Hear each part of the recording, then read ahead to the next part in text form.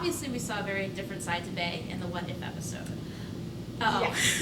Well, no, you go ahead and then I'll ask. You know what's funny is that it was out of the script, really and truly, I felt like Bay changed the least out of everybody. Like, really the only difference in Bay was that she was like, oh, I'm taking my academics more seriously. Like, she still had that bite. She was a little bit more underconfident, but I think real Bay is very underconfident at times and super vulnerable, and she more just pushes through it, whereas this Bay, like, didn't push through it. And I think that was a result of, you know, she grew up now thinking, oh, I don't belong to this family, whereas real Bay grew up feeling like she did, but never once thinking like, oh no, it's not my real family. Just feeling like she didn't belong, but like, oh, I do belong, I'm being crazy. This girl knew. She was like, no, these aren't my parents. Right. And she knew from a very young age. And so that resulted in her like pushing herself more academically and also like hiding a little bit more.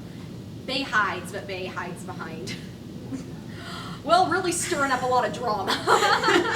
Well, I mean, even if she's similar personality-wise, I mean, the relationship she had with her parents was very different, and the relationship she has in quote-unquote real world has been contemptuous, but for different reasons. Mm-hmm. We know obviously what she could have been.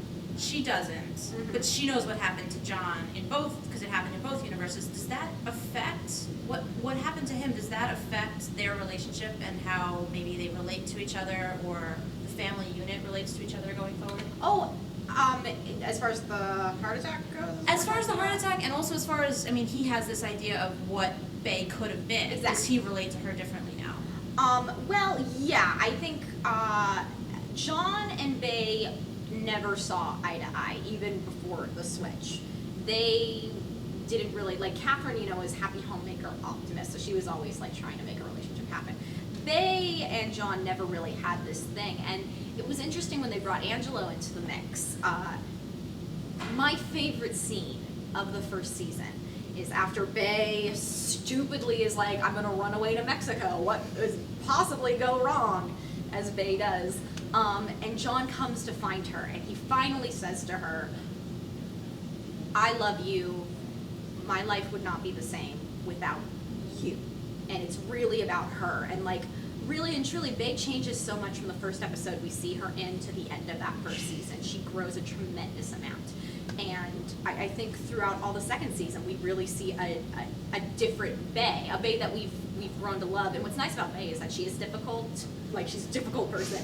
So the audience gets to grow with her, and when she learns something, it's so much more meaningful because the audience like saw her struggle to learn it and finally, you know, become a better person. And so, you know, he has this idea of what his family should have been. And as we saw in episode 4, when he has the heart attack, he has not let that go.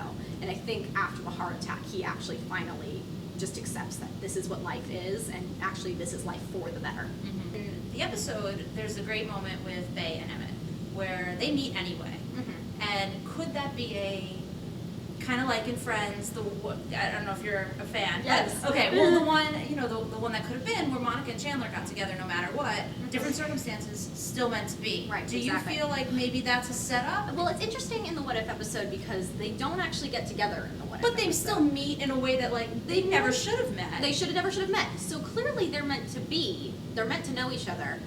But at the same time, in that episode, we did see a friendship more than a romance. Sure. Which was interesting because it's like, oh, well, these two people like are cosmically connected, but is it in a specifically romantic way, or is it a stronger connection than just physical attraction? And I think Bay and Emmett do have this deep connection.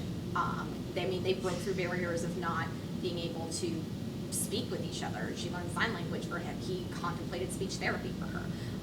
But I don't know, and I think that's, you know, we always find out in television shows up till the very end if that is a strictly romantic thing or if it is just a best friend thing. And we'll see what plays out at this point in time. Right. Clearly there's something there, but who knows in what direction it's going to go in.